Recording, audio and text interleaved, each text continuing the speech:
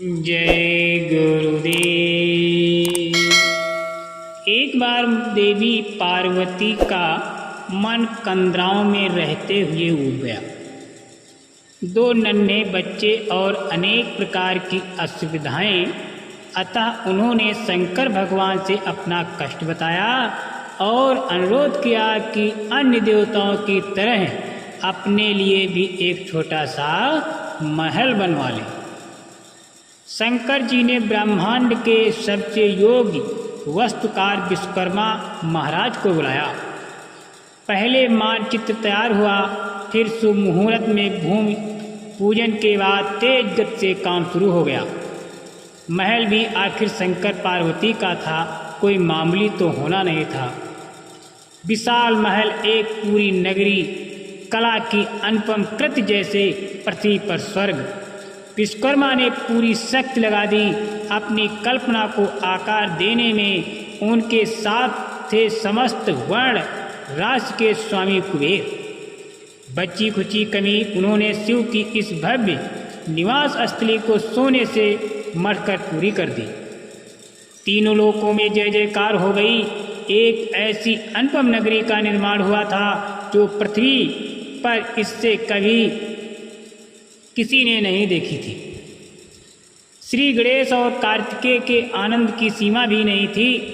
पार्वती फूली नहीं समा रही थी। बस एक चिंता थी कि इस अपूर्व महल में गृह प्रवेश की पूजा का काम किसे सौंपा जाए। वो ब्राह्मण तो उसी स्तर का होना चाहिए जिस स्तर का महल। बहुत सोच विचार कर भगवान शंकर ने नाम सुझाया, महाऋषिविश्रवा।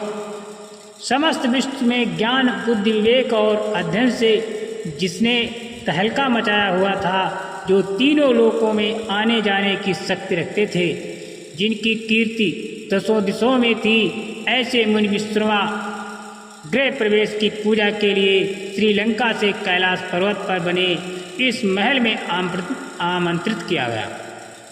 मुनि ने सहज स्वीकार किया और सही समय पर सही कल्याणकारी शुभ शकुनों और शुभ संस्कार वस्तुओं के साथ वो गृह प्रवेश के हवन के लिए उपस्थित हुए। गृह प्रवेश की पूजा अलौकिक थी। वैदिक ऋषियों के घोष से हवन और हवा गूंज रही थी। आचमन से उड़ी जल की बूंदें वातावरण को निर्मल कर रही थी। पवित्र होम अग्नि से उठी लपटों से बची खुची कसमता भस्म हो रही थी। इस अद्वितीय अनुष्ठान से संपन्न होने पर अतिथियों को भोजन करा। प्रसन्नता से गदगद माता पार्वती ने ब्राह्मणों से दक्षिणा मांगने को कहा। आप मेरी ही नहीं समस्त विश्व की माता हैं माँ गौरा, आपसे दक्षिणा कैसे? ऋषिविश्रवा ने निम्रता से मूर्ति बन कहा, नहीं विप्रवर, दक्षिणा के बिना कोई अनुष्ठान पूर्ण नहीं होता और आपके आने से तो समस्त उत्सव की शोभा ही अनिवर्चनीय हो उठी है। आप अपनी इच्छा से कुछ भी मांग लें, भगवान शिव आपको अवश्य प्रसन्न करेंगे।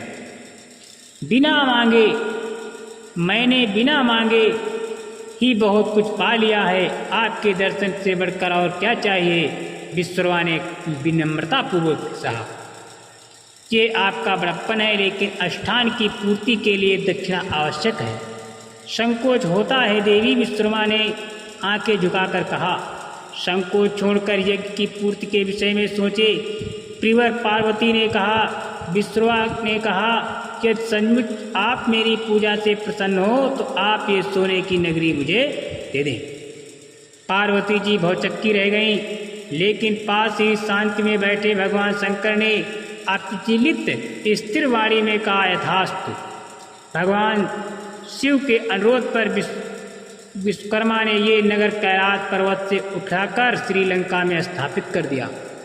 तब से ही लंका सोने की कहलाई और विश्वकर्मा का कुल दैवी गुणों से नीचे गिरते हुए सांसारिक लिप्सा में डूबता चला गया।